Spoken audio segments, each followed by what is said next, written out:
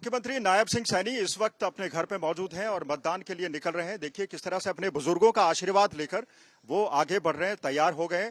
वो अपने गांव मिर्जापुर में ही मतदान करेंगे और इस वक्त वो निकलने वाले हैं मतदान के लिए।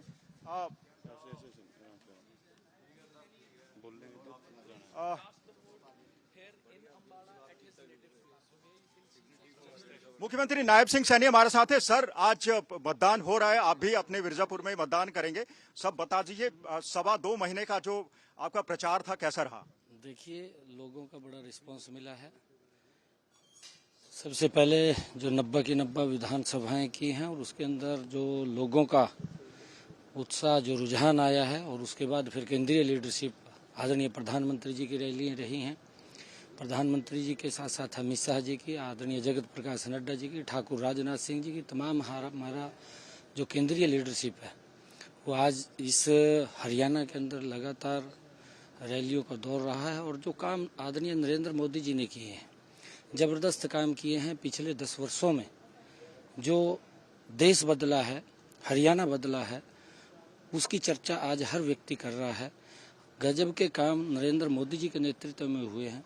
पहली बार हमें देखने को मिल रहा है कि गरीब के लिए योजनाबद्ध तरीके से काम हुए हैं। किसान को मजबूती प्रदान की गई है, महिलाओं को सशक्त किया गया है, युवाओं में विश्वास इस सरकार के अंदर जगा है और सबका साथ सबका विकास, उसको लेकर के काम हुआ है। मैं पूरे प्रदेशवासियों को, आज लोकतंत्र का महापर्व है, सभी से निवेदन करूंगा कि घर से निकल करके भारी संख्या के अंदर इस लोकतंत्र की मजबूती के लिए, राष्ट्र की मजबूती के लिए आप मतदान करें। और देश में एक ऐसी सरकार जो भारत को विश्व गुरु बनाने का जिसके मन में है, और जिन्होंने 2047 तक का आदरणीय नरेंद्र मोदी जी ने संकल्प लिया है कि भारत विकसित राष्ट्र बने, उसके लिए हमने मतदान करना है और घर से बाहर निकल करके हम भारी संख्या में मतदान करें, ऐसी मैं अपील। सर, पिछली बार 10 सीटें जीती थी भारतीय जनता पार्टी ने, अब की बार कोई चुनौती देख रहे हैं सर? नहीं दूंगा। कोई चुनौती देख रहे हैं सर? नहीं, देखिए, चुनौती कोई नहीं है। और क्योंकि लोगों का विश्वास लगातार नरेंद्र मोदी जी की सरकार के प्रति बढ़ रहा है। अगर आप 2014 में देखें, 2014 से पहले कांग्रेस के समय में, यूपीए के समय में जिस प्रकार की स्थिति देश के अंदर हो गई थी, लोग लाइनों में खड़े थे, लोग त्राही त्राही कर रहे थे, हर चीज का अभाव था, लोगों को कोई भी ऐसा चीज नहीं थी जो लाइन के अंदर न मिलती हो। परंतु आकर के मोदी जी ने उस लाइन को खत्म किया, लाइन के साथ साथ लोगों तक सुविधा से पहुंचाई और लोगों का विश्वास मोदी जी के प्रति बढ़ा। 282 सीटें 2014 में मोदी जी को इस देश ने दी थी और 325 सीटें एनडीए को दी थी। अगर 2019 की हम बात करें, 2019 के अंदर इस देश ने बड़ा विश्वास नरेंद्र मोदी जी के ऊपर किया है। नरेंद्र मोदी जी को 2019 के अंदर 303 सीटें दी, एनडीए को 353 सीटें दी। अगर हम अब 2024 की जो बात देश कर रहा है, आज बड़े मैंडेट के साथ नरेंद्र मोदी जी को तीसरी बार इस देश का प्रधानमंत्री बनाने की काम इस देश की जनता करेगी। हरियाणा के लोग 11 कमल के फूल खिलाएंगे और नरेंद्र मोदी जी के पास भेज करके नरेंद्र मोदी जी को तीसरी बार प्रधानमंत्री बनाने में अहम भूमिका अदा। सीटें 10 है, सीटें 10 है, आप कह रहे हैं 11 खिलाएंगे। दिल्ली का पानी बंद कर दिया है हरियाणा ने। देखिए, वो लगातार झूठ की दुकान उसने खोली हुई है और वो बोलता कुछ है, करता कुछ है। जब इस प्रकार की बातें वो आती हैं तो वो झूठ परोसने का काम करता है। जितना पानी आ रहा है उतना पानी आ रहा है, उसको कोई रोकने का सवाल नहीं। कहाँ रोक लिया वो बताए, कहाँ पर रोका है। परंतु जिस प्रकार का केजरीवाल झूठ का परोसने का काम कर रहा है, इसका नकाब उतर चुका है। दिल्ली से भी साफ हो रहा है, पंजाब से भी साफ हो रहा है, कहीं पर भी नहीं रहेगा, क्योंकि झूठ लंबे समय नहीं चलता। हरियाणा में कहावत है, काठ की आंडी है, एक बार चढ़ती है, बार बार नहीं चढ़ती। अब इसका नकाब उतर चुका, देख चुके हैं। ये केजरीवाल साहब जो झूठ की दुकान मैंने कहा है कि खोल रखी है उसने, वो कभी महिलाओं के बीच में वोट जिहाद की बात करता है, लोगों को प्रलोभन दे करके वोट बटोरने का उसने काम किया। ज्यादा लंबा नहीं चलता। मोदी जी के नेतृत्व के अंदर लंबे समय तक देश एक विकास की नई ऊंचाइयों को छू रहा है।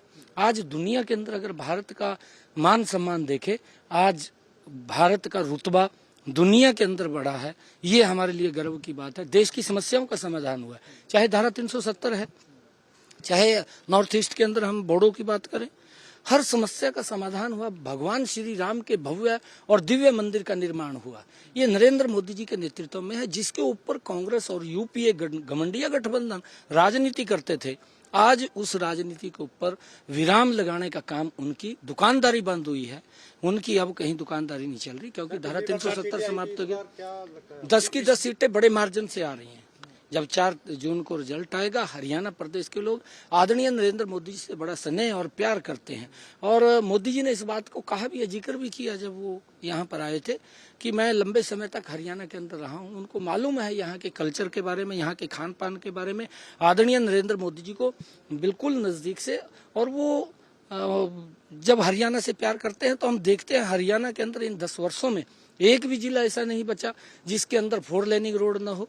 द्वारका एक्सप्रेसवे और एम्स जैसा प्रमुख संस्थान हरियाणा के अंदर, और फिर उसके बावजूद भी अगर कहीं पर भी और रोड्स की जरूरत पड़ी है या किसी और इंफ्रास्ट्रक्चर की जरूरत पड़ी है, प्राथमिकता के आधार पर आदरणीय नरेंद्र मोदी जी ने हरियाणा को आगे बढ़ाने का काम किया। और मुझे खुशी है उनके नेतृत्व में हरियाणा को और गति से ऊंचाइयों के ऊपर पहुंचाने का काम हम करेंगे। इस बार भी राष्ट्रवाद के नाम पर कहीं ना कहीं तमाम लोग जो वोटिंग करेंगे सर, क्योंकि पिछली बार देखने को मिला था पुलवामा के बाद तमाम जो देश के लोग थे वो उन्होंने राष्ट्रवाद के नाम पर वोटिंग की थी। क्या इस बार भी इस प्रकार से है या कामकाज को? नहीं, देखिए, पुलवामा एक घटना थी, आप उसको इसके साथ क्यों जोड़ रहे हैं?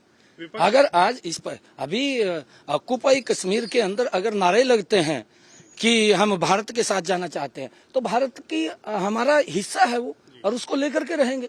ये कोई विषय नहीं, वो विषय अलग है, क्योंकि वो इंटरनेशनल मामले हैं। अगर कोई आतंकवादी संगठन हमारी भूमि के ऊपर आकर के वो आतंकवाद फैलाना चाहता है, यहाँ पर घटनाओं को अंजाम देना चाहता है, तो अब ये भारत, ये मोदी का भारत है, ये वो भारत नहीं है जो 2014 के पहले का भारत था कि आतंकवादी आया, घटना को अंजाम दिया और अपने घर में चला गया, पल्ला झाड़ लिया। लश्कर तौबा ने घटना का अंजाम दिया, जैसे मोहम्मद ने घटना को अंजाम दिया। अब वो चलने वाला नहीं है। अब तो देश के अंदर आदरणीय प्रधानमंत्री जी ने भी कहा कि अब ये वो भारत है, नाक झुका करके बात करेगा, नाक उठा करके बात करेगा, आंख मिला करके बात करेगा, ये वो भारत है। हरियाणा के लोगों को कोई संदेश देना चाहेंगे?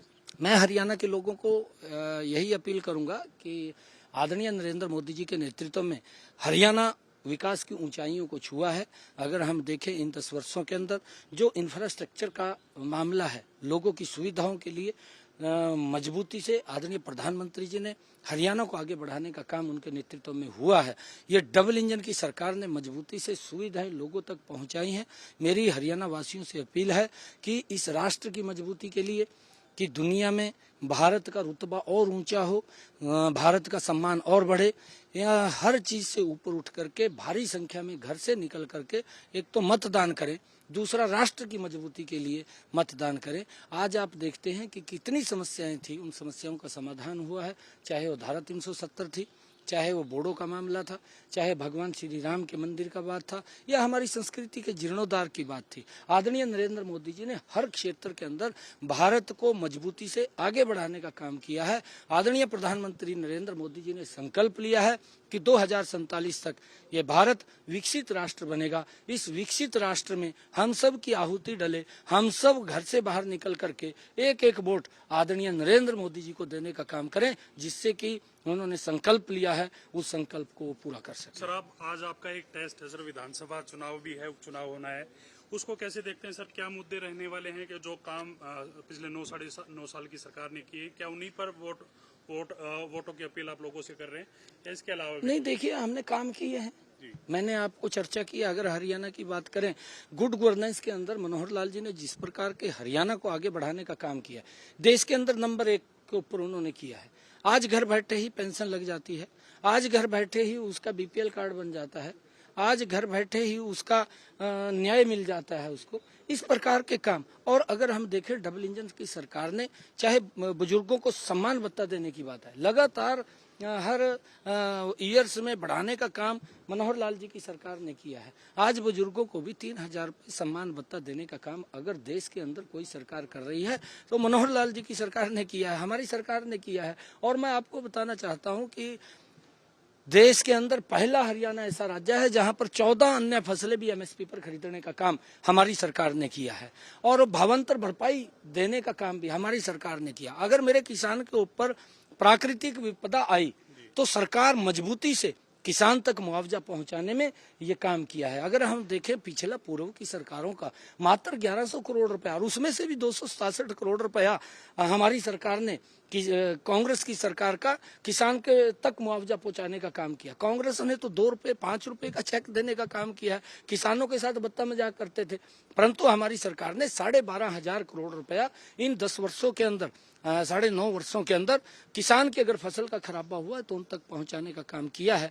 हमारी सरकार लगातार किसानों को अन्य चाहे वो उनका ट्रैक्टर है चाहे अन्य कृषि संयंत्र हैं उनके ऊपर भी सब्सिडी देने का काम हमारी सरकार ने इन 9.5 वर्षों के अंदर 10 वर्षों में किया है। हमारी सरकार ने इन 10 वर्षों के अंदर किसानों को सोलर पंप लगा करके उसके ऊपर भी सब्सिडी देने का काम किया है और मुझे खुशी इस बात की है प्रधानमंत्री कृषि सिंचाई योजना के माध्यम से किसानों को सब्सिडी के ऊपर पाइप देकर के उनके खेत तक पानी पहुंचाने का स्प्रिंकल वाटर और इरिगेशन वाटर के माध्यम से उनकी किसान की पैदावार ज्यादा क्षेत्रफल के अंदर करने का कार्य भी किया और उसको परचेज एमएसपी पर करने का काम ये पहली बार हमारी सरकार ने किया। तमाम बहुत सारे ऐसे कार्य हैं जो हरियाणा के अंदर भी और देश के अंदर भी अगर हम बिना पर्ची बिना खर्ची की बात करें कांग्रेस के समय में संभव नहीं था, वहां पर भ्रष्टाचार होता था, परंतु हरियाणा के अंदर ये पहली बार युवाओं का जो विश्वास की मैंने बात की है विश्वास बढ़ा है। आज बिना पर्ची बिना खर्ची के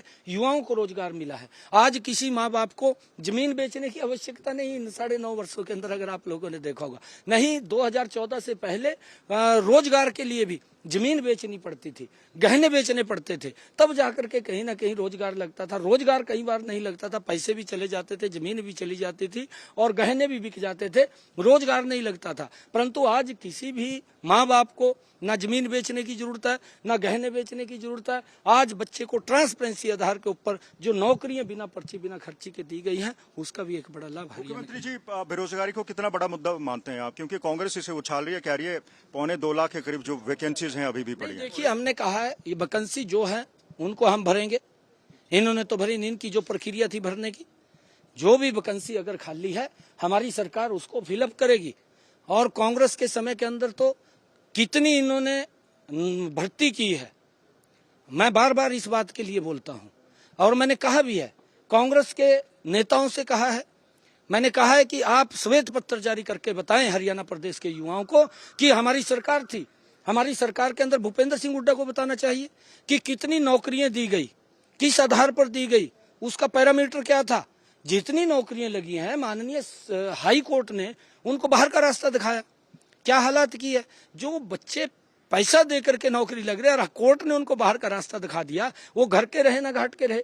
इस प्रकार की स्थिति जो युवाओं का विश्वास टूटा वो कांग्रेस के समय के अंदर टूटा, उनको बताना चाहिए। वो आजकल झूठ की दुकान परोस रहे हैं, झूठ की दुकान कांग्रेस ने खोल रखी है और झूठ बोल करके वो लोगों को बरगलाने का काम करते हैं। परंतु आज लोग समझ चुके हैं, आज युवा भी समझ चुका है, आज किसान भी समझ चुका है, आज महिला भी समझ चुकी है, गरीब व्यक्ति भी समझ चुका है कि इनके नेतृत्व के अंदर देश आगे नहीं बढ़ सकता, इनके नेतृत्व में गरीबी के प्रति लड़ाई नहीं लड़ी जा सकती। एक ही व्यक्ति है जिसके नेतृत्व में ये देश गरीबी की भी लड़ाई लड़ सकता है, युवाओं का भी विश्वास बढ़ सकता है, वो नरेंद्र मोदी है। डबल इंजन की सरकार है। आने वाले समय के अंदर जब ये सितंबर अक्टूबर में चुनाव विधानसभा के होंगे, भारतीय जनता पार्टी हरियाणा के अंदर भी बहुत बड़े मैंडेट के साथ तीसरी बार सरकार भारतीय जनता पार्टी की बनाएगी।